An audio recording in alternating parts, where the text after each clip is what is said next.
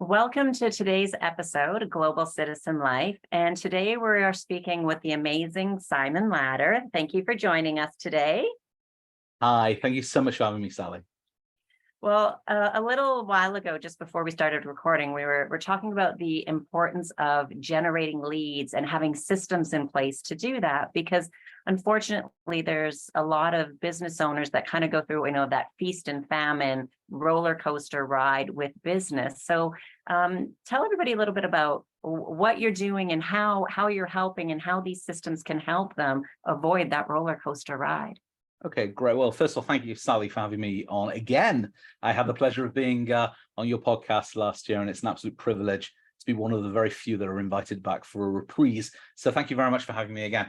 So for those people who don't know me, my name is Simon Ladder. As well as being the host of the Conference Room podcast, I've spent the last 25 years as a headhunter. I started when I was 6, and no, I didn't. But as a headhunter, the biggest challenge that a lot of headhunters have is that you spend a lot of time working on a project, and then when the money comes in from that project, so that project finishes, you're like, okay, where's the next project going to come from?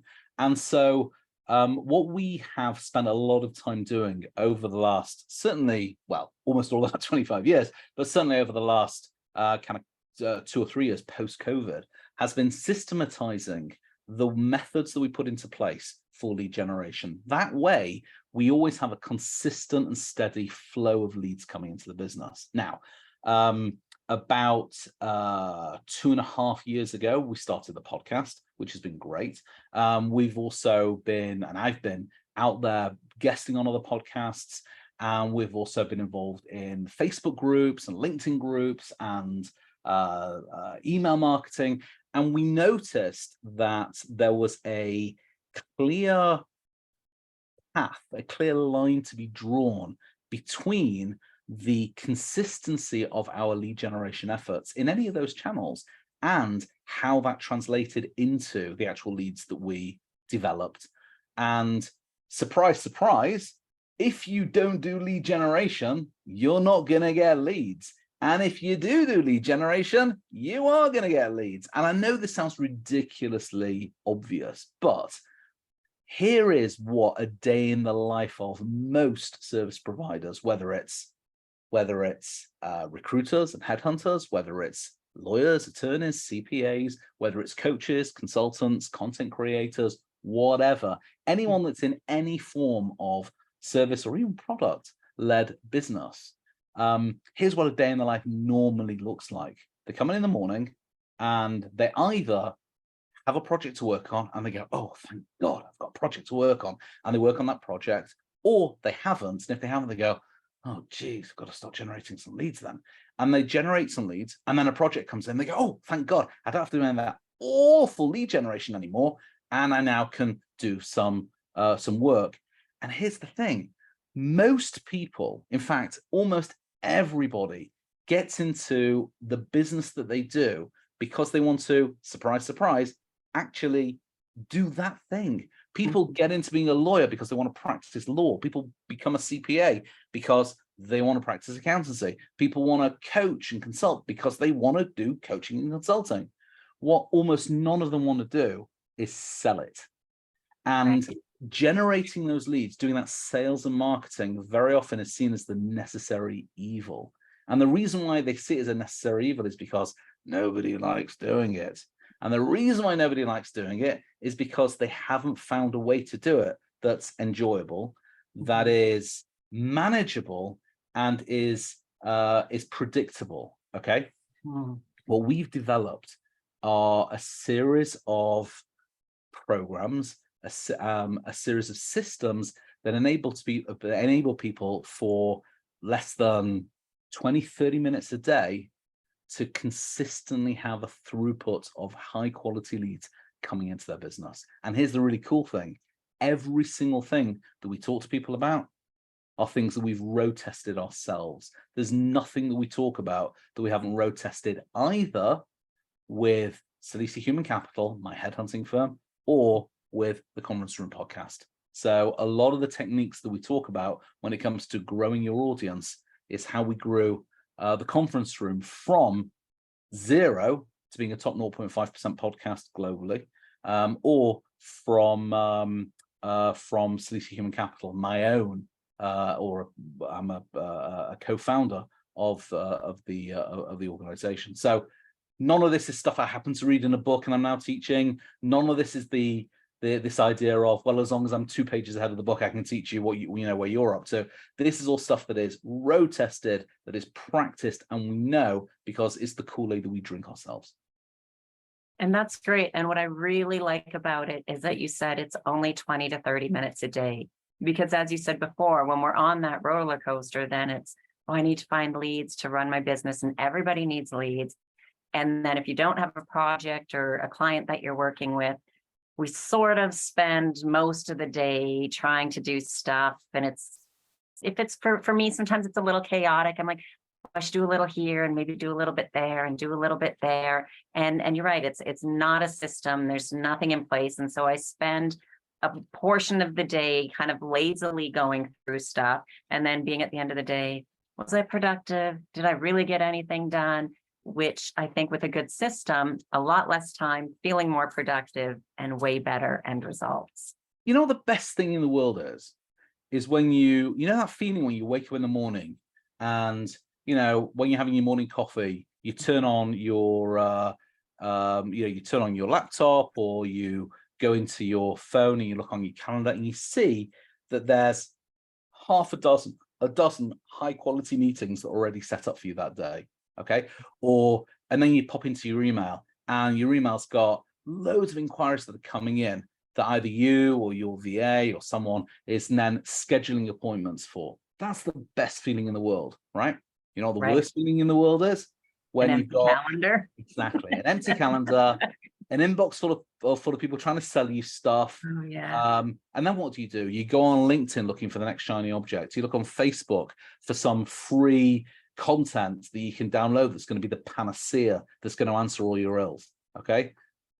The problem is that, look, here's the thing. There are lots and lots and lots of things that can go wrong with a business. There are lots of things that can go wrong with a business. Okay. It can be staff problems. It can be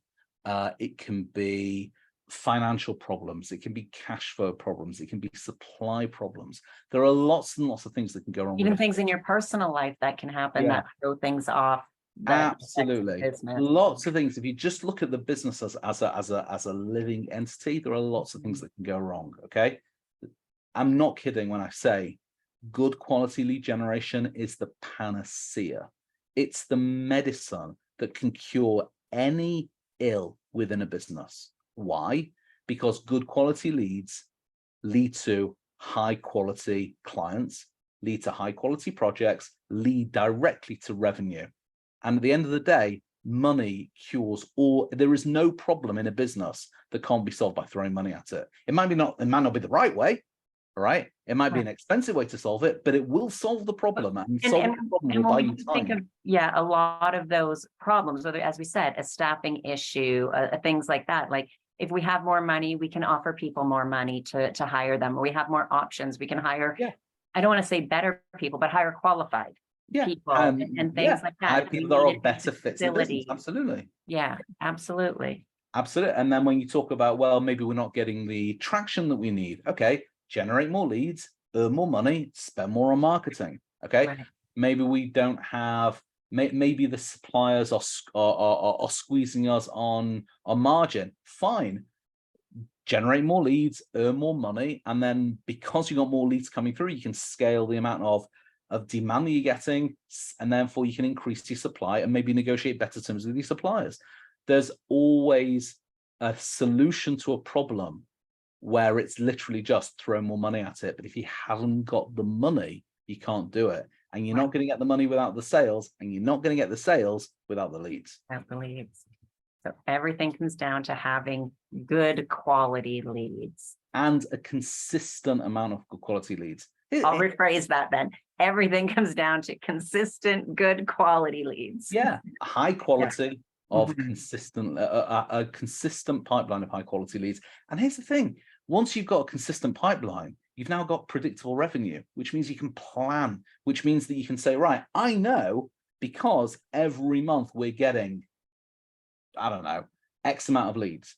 And we know we're converting consistently 1 in 3 of those leads. And our average conversion, our average order size is, say, I don't know, 10 grand. So we know we're going to be making $30,000 next month. And we're going to make $30,000 a month after. And we're going to make $30,000 a month after that. Right. Okay. Well, if I'm making $30,000 next month and the month after, why don't I hire another salesperson? So now I can think about making, okay, not the first couple of months because I need to ramp up, but maybe the month after that. So I can now predict $40,000 are coming in, or 50, or whatever it is.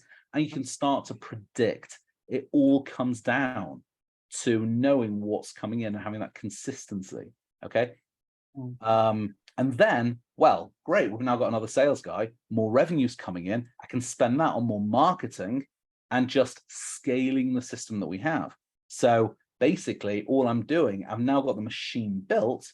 All I'm now doing is just pouring more fuel into it. Okay.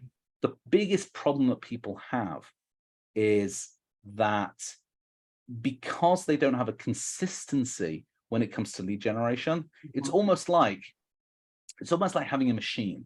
Okay. And that machine is powered by water. Okay. Think of it like an old water mill. Okay. And that machine is powered by water. Now, if you've got holes all over that machine and the water's spraying out everywhere, what you've got coming out at the other end is very, very little. So the more you put in, if that machine's broken, very little is going to come out at the end. Imagine a factory processing plant where you put the raw materials in one end and then the other end, let's say we're talking hot dogs. So you put the raw meat in one end and then the machine does its thing and then hot dogs come out the other end. If there's holes in the machine and all the meat's flying everywhere, the quality of the hot dogs at the other end is going to be really low. And you can put loads of meat in one end, but the amount of wastage that happens is going to happen at the other end. So if you have a machine of lead generation that's not working properly, that's not built properly, that's not optimized properly, okay, it doesn't matter how you can't afford to hire more people into the business because the systematization is so broken that all of that time that you and they are going to be investing is just going to fly out of the machine. It's not going to have that quality of sales coming out the other end. Okay, the same way of our broken hot dog machine. All right. Whereas if the machine is built properly, if the systems are there and they've been tried, they're tested, and you know that they work, then you know not only can predict how many sales are going to come out the other end, like our sausage machine, the same way if you put £100 worth of meat in, it would make, I don't know, make 1,000 sausages. You know, if I put 20,000, 50,000, 100,000 pounds worth of meat in, it's going to just scale the results at the other end. The same thing happens with leads, but it all comes down to having a systematized process that works and that's tested. And if you haven't got that, there's no way you can scale. You're just going to stay in the same roller coaster of, we did a great January. Why? Not because we had a good January, but because of the lead generation we did in December. So now we're not doing any lead generation in January, which means we're going to starve in February. So we think, oh, heck, we need some lead generation. So we're going to get something happening in March, nothing in April. And then we're having that sine curve effect. The sine curve effect means that we have a roller coaster of revenue, of leads coming in, a roller coaster of revenue coming in, and a roller coaster of emotions. Okay. We're going to have Happy Larry in January, and we're going to be desperately sad and worried and not sleeping right in February. Who wants to live like that? No, it's not a good way to live. Absolutely not. And so that consistency is very, very important to have that, because then we, as you said, then we know we can sleep well knowing, oh, okay, I know on average, I've got the system. This is what I get. And kind of like you said, the more we can put in it as time goes by, the more we get out of it. Yeah, absolutely. Absolutely. And this is something that we have implemented very, very successfully within my headhunting business. And the great thing is that the systems that we have for headhunting are really transferable to pretty much any sector. So if someone's a lawyer, if someone's a CPA, if someone's an architect, a coach, consultant, they all these systems transfer, and they're super easy to implement, and they're super easy for people to be able to pick up and run with themselves. And that's what we're excited to be able to share with you and with your audience. Excellent. That's great. And again, as I said, I like that, with those systems, you don't have to spend a lot of time. So you can work on it and you can just block your first, I have a thing about kind of do the things that you hate first, or the ones that bring you the most reward. If we think of that 80-20 rule, 80% or 20% of what we do brings in 80% of the income. And if we don't like to do those things like finding leads and marketing and stuff like that, that's the best thing to schedule first thing in the morning, get it out of the way, then it's done, and you can do what you enjoy doing for the rest of the day, and it keeps that consistency going. Yeah, absolutely. And also try and find as many ways to do what you need to do with as little limit as possible. Okay. The one finite we have is time. Okay. If you think about it, you've got 40, maybe 50 hours a week, depending on how hard you want to work. That's 200 hours a month. Okay. Which means every hour is 0.5% of your month's ability. Okay. It's not a lot of time. Okay, so if you can find something that ordinarily takes you, I don't know, 2 hours to do, and you can knock it out in 20 minutes, knock it out in 20 minutes. Okay, find as many ways as possible, and using things like automation and orchestration and AI. People are very giddy about ChatGPT, but also not straying into the shiny new syndrome. I'm not sure whether you were as exasperated as I was, but how many people 2 weeks ago wasted so much time on Threads? Oh, yeah. I just actually heard about it. I'm going to say a few days ago. I must have been late to the party. But yeah, so many people are talking about it. And I just, without going down the rabbit hole, I'm like, you know what? I have enough stuff going on. And there's some things that I think, if they already have Facebook and they already have Instagram, why does Meta also need me to have Threads? And then a negative that I heard is once you have Threads, you can't delete it because it also deletes your Instagram. And I'm like, glad I didn't sign up for that. But yeah, the amount of time that people put in, I mean, you don't have to be everywhere. And I think that's a bit of a problem I had myself too with when I was starting out, that I was like, oh, I have to be on Facebook, Instagram, Twitter, TikTok, which I'm not even really on TikTok. I have to be everywhere. And I'm thinking, I have to be everywhere. I don't have time to even do my business because I have to be everywhere. Right. And then some people said, you don't need to be everywhere. You just need to be where your ideal clients are, where your people are. Like, do you want to have followers or do you want to have clients? Exactly. I don't care how many followers I have or how many people are liking my posts. I care that the people who are interested in what I do and want to know more, I'm giving them value. And eventually, hopefully, when they want my services, they will come to me because I've given them value. And I prefer that than, Jane Smith, who just follows me and it's just a number on a website. Like, exactly. And that really is key. And I always try, when I'm in conversations like this, to try and give some genuine value. Okay. So with your permission, I'd like to do that right now. Absolutely. Which is, so what I'd like to really just talk about for just a moment is the real cornerstone when it comes to lead generation, which is very much to your point. People get distracted by likes. People get distracted by vanity metrics. Okay. The key thing is, don't talk to the world because the world doesn't care. Okay. Talk to your ideal customer, talk to your ideal persona, and the key thing, the North Star for everything when it comes to lead generation is you've got to know who your ideal customer is. Now, we had this when we started the conference room. We used exactly the same principle when we started the conference room. We used exactly the same principle with Salisi, with my headhunting business. Okay. The way to do this, and this is super effective, and I would urge anyone that's listening to this to go through this exercise right now. Shouldn't take you more than maybe 10-15 minutes. Okay.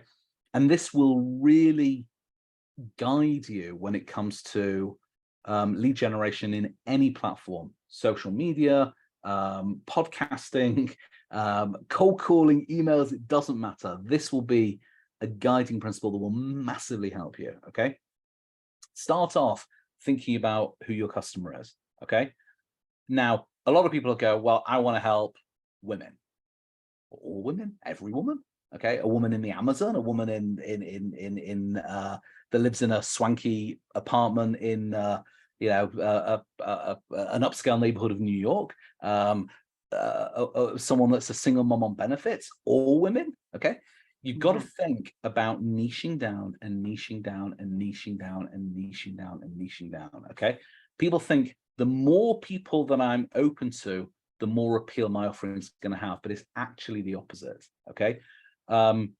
Modern buying habits are, I want to buy something that is super specific to me.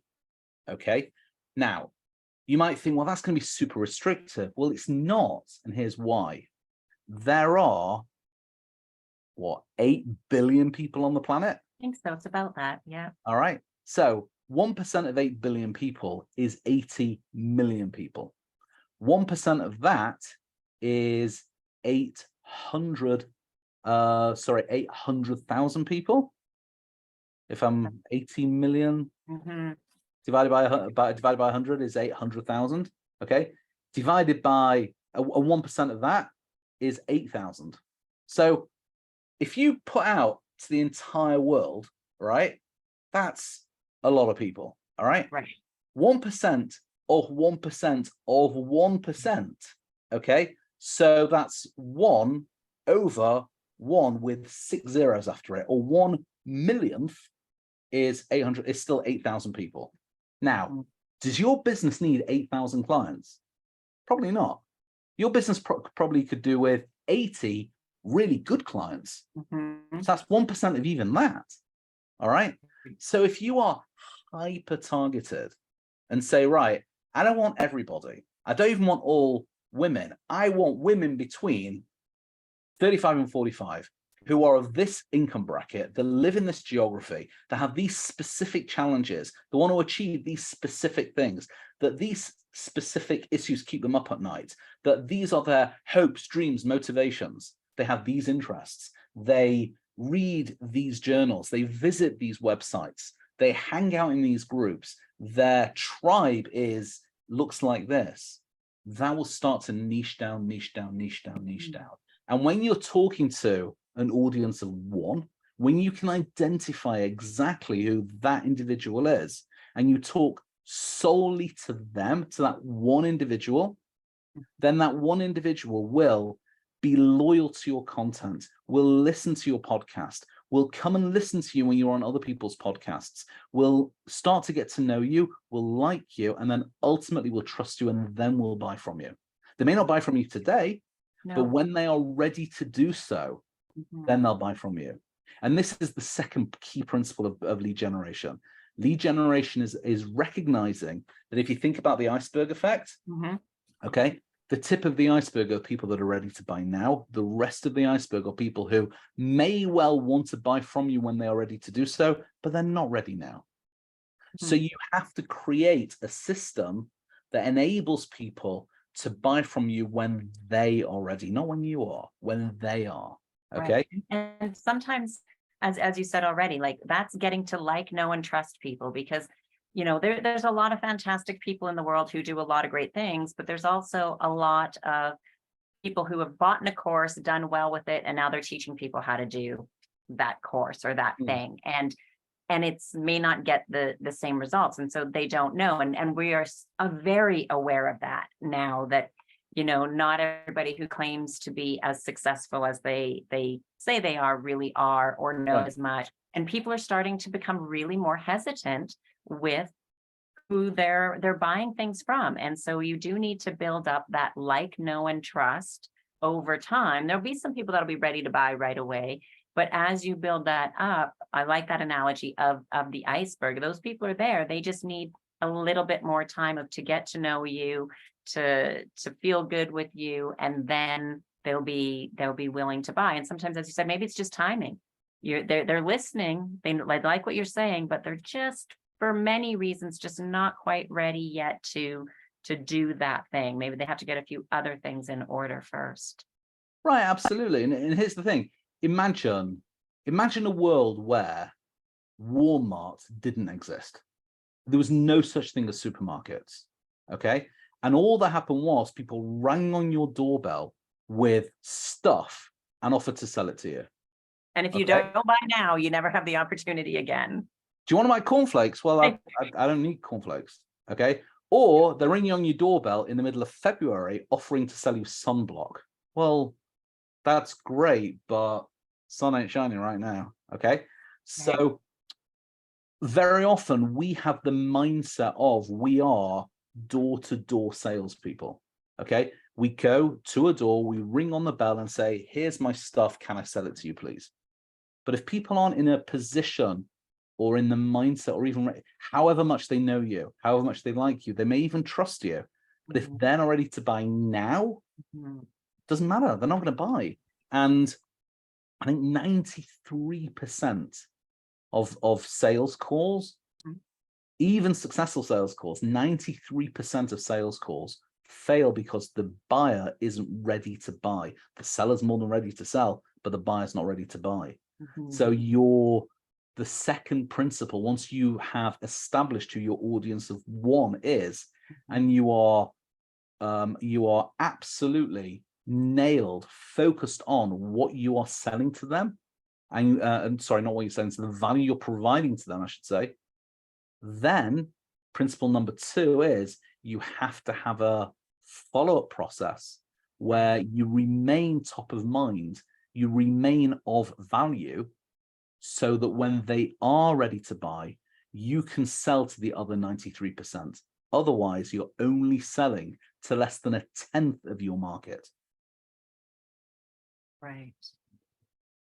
Okay.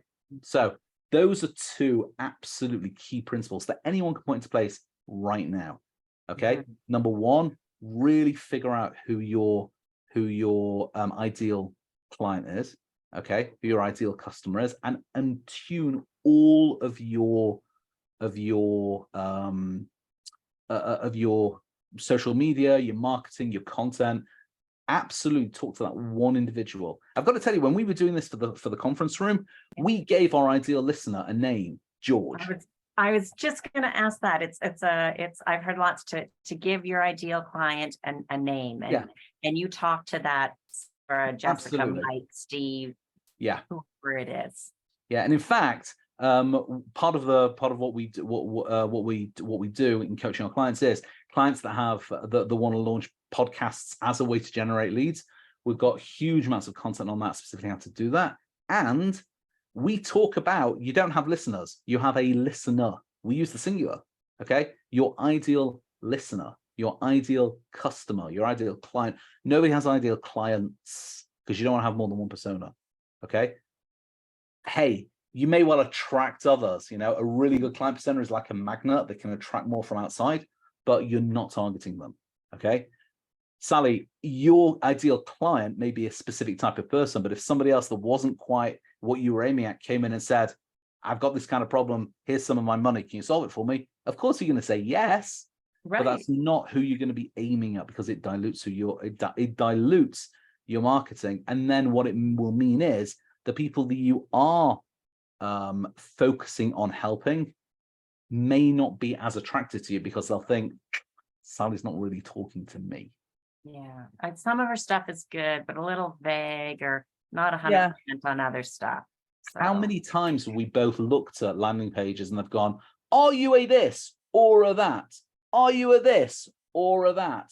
Are you a this? And you're like, well, I'm one of those, but I'm not the other 5. So they're only helping 20% of me. You know, if you look at commercials on TV, they all do the same thing. They all focus on one type of person. Now, that person might be somebody that I'm not, but I aspire to be. But that's fine. But there are some products, for example, I don't know, if you don't mind me using something slightly off color, female hygiene products. they're not aimed at me, but No. but the manufacturers know half the market we're not even talking to, but the Right. other half of the market we're going to put this. So they'll have a commercial on primetime television, knowing that half the market aren't going to buy. Why? Because the other half of the market is big enough that they'll sell to. Right. All right. And there are so many examples like that. Okay. Somewhere they'll just completely ignore half the market. Others, I mean, automotive manufacturers, car manufacturers, okay, they'll show an SUV, and there'll be the family and the kids, and they'll be having the picnic and the barbecue and all this stuff going on. Now, there'll be plenty of people watching that commercial that may not, that have no interest whatsoever in driving an SUV, but they'll know that the market's big enough that it justifies them having that commercial. Similarly, And they'll I was know gonna say, we're the opposite. Like, I may be interested in an SUV, even though I don't have kids and exactly. everything, but I'd be like, oh, that's Yeah, fine. I still like you that. may, right, exactly. You may not necessarily be the ideal persona that they have that they have, and that their research suggests will be the most likely to respond to the ad. You might be an outlier, but that doesn't preclude them from saying, we're going to focus on, a man in his mid-30s that lives in, somewhere not too far from the great outdoors, that's got 2 kids and a dog. Now, Right. you might not be any of those things, but you want to buy an SUV. Right. Right. And that's fine. So having an ideal persona and sticking to that rather than diluting it. And then, because imagine if, let's say, you were the ideal persona, right? Or whatever it was. Let's say there was a commercial for, I don't know, for the new iPod, right? Yep. And sorry, the new iPhone. And the commercial had someone that you could identify, that person is like me. That person has my problems, my dreams, my wishes, etc., etc. That person, like, I can identify with that person. So that commercial is talking to me. All right. But then halfway through the commercial, they showed someone completely different, with completely different challenges and completely different problems. You'd be like, is that person really talking to me? And then it would just dilute it. Okay. So that's why, that bit of doubt in someone's mind, or that question, then we may not have fully lost them, but it may take longer than to rebuild that, to say, oh wait, is that me? Because I would argue that you will lose them. Okay. I don't worship at the altar of everything that Russell Brunson says, but one of his lines that I do wholeheartedly agree with is that when it comes to marketing, a confused mind will always say no. And if you confuse your audience with the content that you're putting out, if you try to position yourself as helping everybody, you'll end up helping nobody. Which is why it's so important to be really, really focused and really specific. And the really good news is that we have a tool. It's a PDF that people can download super easily, that will guide them through exactly how to really nail who your ideal customer is, and exactly how you can go about helping them. And for the wonderful listeners of this podcast, I will make it freely available. Oh, great. And we will put a link to it in our show notes. Great stuff. Thank you. So definitely having, number one is avatar, or ideal client. Some people call them avatars, ideal customer.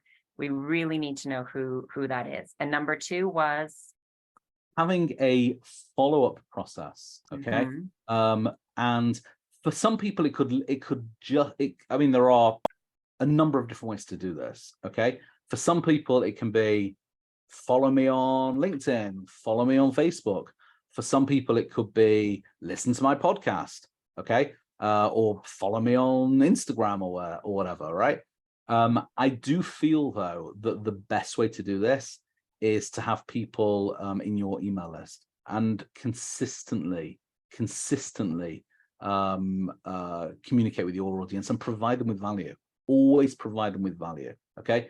The problem that I see a lot of people, the two biggest problems that people have when it comes to follow through are, number one, either they just don't do it. Okay, you sign up to a list and then it's just crickets after 4 emails. Okay, and that's problem number one. Problem number two, which is almost as bad, is you sign up to something, it promises a lot of value, it doesn't deliver it, and then all you're getting is buy my stuff, buy my stuff, buy my stuff, buy my stuff. And there's no value there. So Right. why would I trust, like, or even want to get to know somebody that's only selling to me? People forget that ultimately we are human beings. Okay, people seem to forget that when you are putting something online, that the people that are interacting with you are human beings. And it's always worthwhile remembering that when you are online social networking, that it's a very parallel behavioral play out as it would be if you were in a real networking setting. So what people often forget is, okay, think of it this way, right? Sally, let's say you go to a party or you go to a networking event, any form of social interaction in the real world, okay? And someone comes up to you and they go, oh, hi, Sally. You go, oh, hi, John. Nice to meet you. Yeah, very good. What do you do? Oh, well, I really help people with their mindset, okay? And I've got some amazing tools, and I'm happy to give them to you for free. These amazing tools on mindset. And you go, oh, John, that's amazing. Here's my number. Let's get together for a coffee. You can really help me, and it's for free. Yeah, it's for free. Fantastic. Okay. And then the following day, you meet him for a coffee, and all he does is he says, right, here's my stuff on mindset. Close your eyes and hum for 5 minutes. Right. Have you done that? Great. Now, I want to sell you these amazing things. I want to sell you this stuff. I want to sell you this stuff.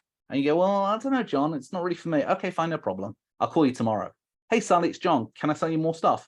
No, not really. Hey, I know I called you yesterday. I'm calling you again today. Can I sell you some stuff? And then what's going to happen? That number blocked. I'm not going to hear from him again. However, if let's say it was, again, real world setting, same thing happens.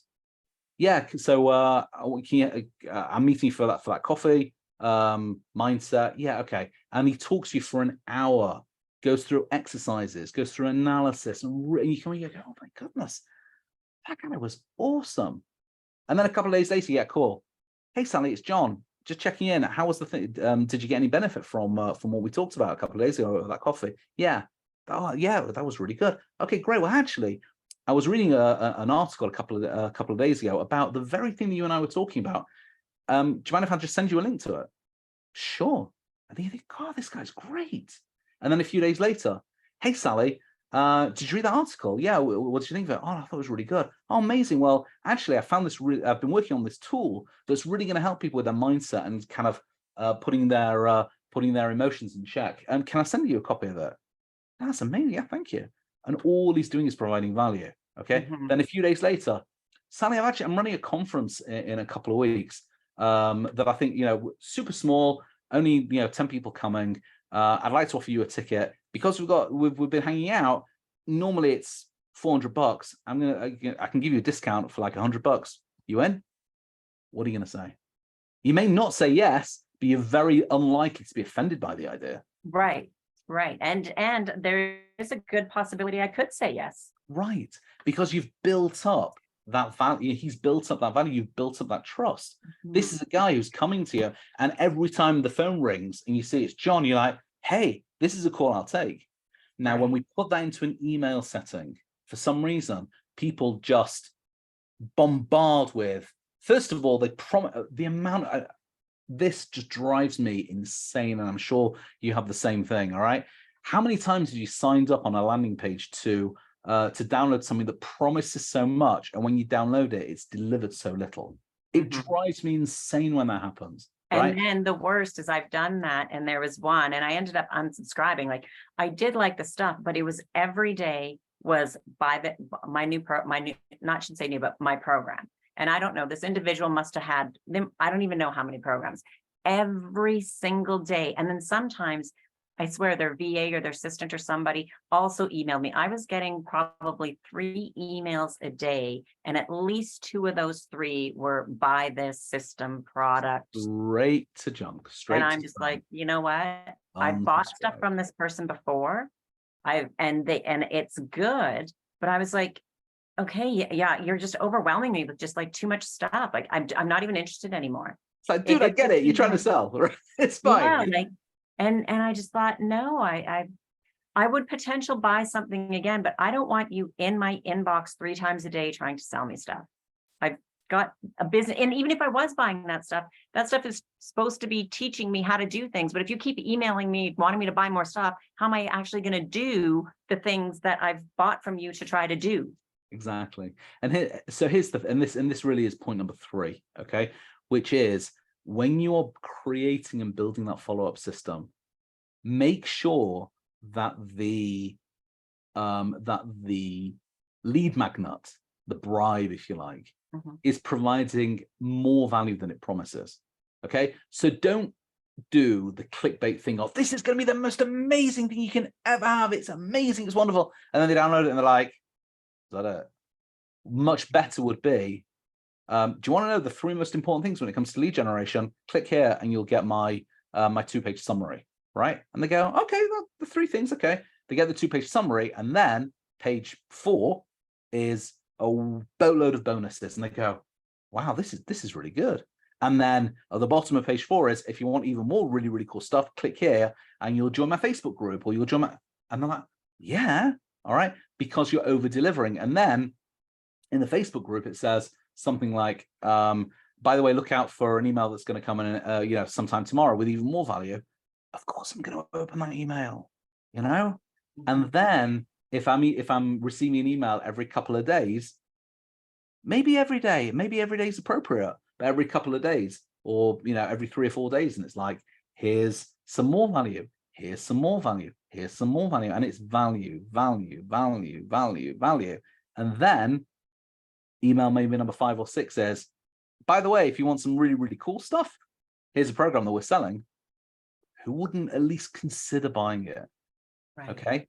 And if you consistently email people all the time, and when I say all the time, I don't mean every single day, but like consistently, whether it's every 3 days, once a week, whatever it maybe is, every day, depending, as you said, the key is value. As long as it's appropriate, and it could be every day, it could be every 3 or 4 days, once a week, whatever it is, right? Eventually, when they are ready to buy, they will.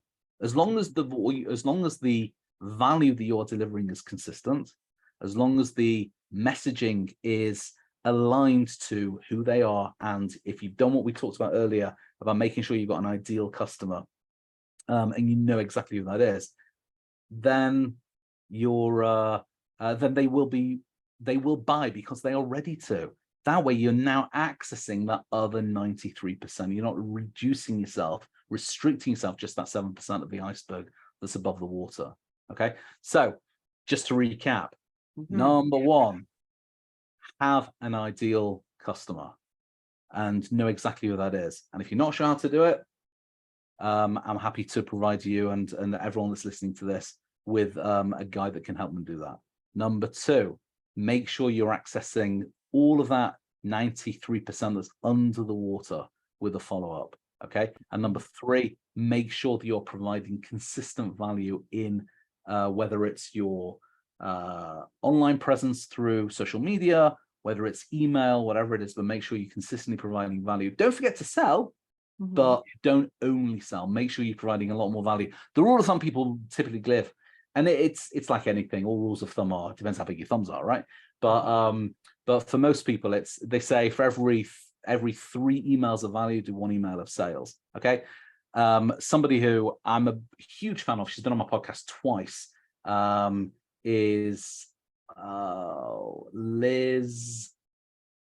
Oh crumbs, I'm blanking on the last name. This is so embarrassing, but I'll make sure that I'll give you the link to her episode of the conference room, and you can say and you'll see who it is. But Liz Wilcox, thank God I remembered her name. So she is the email marketing queen. Okay. And she's amazing. Okay, when it comes to email marketing, and she says, there's nothing wrong with giving value, and then at the bottom of each email, sell. Okay, hey, if you really like this stuff, click here and you can buy my whatever, right? She's all for that, and that's great. Okay, but you can't ignore the value. Okay, and so those are my 3 pillars, and I will happily give the tools that will enable people to do that absolutely for free. Excellent. Well, thank you very much for that. And thank you very much for your time. So just to kind of let people know, where can they find you? Where can they get more information from you? So the best place to find me, and also to access all this wonderful content, is to join my Facebook group. It is called Scale, Share, Monetize, which is really the cornerstone of what we've been talking about. Okay, so if you go to www.facebook.com/groups/scale, share, monetize. The group may not be open right now, but that's fine, because once I see people coming in, I'll let them in. But we are doing a big launch, so it may well be that by the time this goes out, the group will be open, and that's fine too.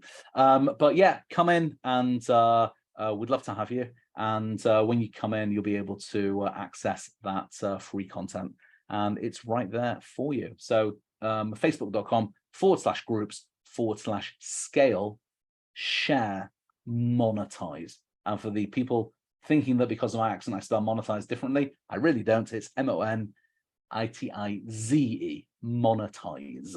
There we go. Scale, share, And monetize. we'll put the link. We'll make sure we have the link in the show notes, so then people can just easily click on the link as well. Yes, thank you very much. And by the way, if people are so inclined, listen to the conference room. It's on Spotify.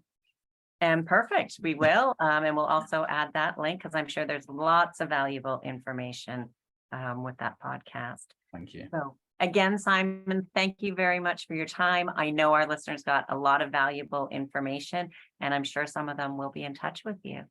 I love that. That'll be great. Thank you very, very much, Sally. It's been a joy to be back hanging out with you, and I wish you lots and lots of luck with this podcast, and with all your other endeavors. And so from my family to yours, thank you so much for having me. Thank you.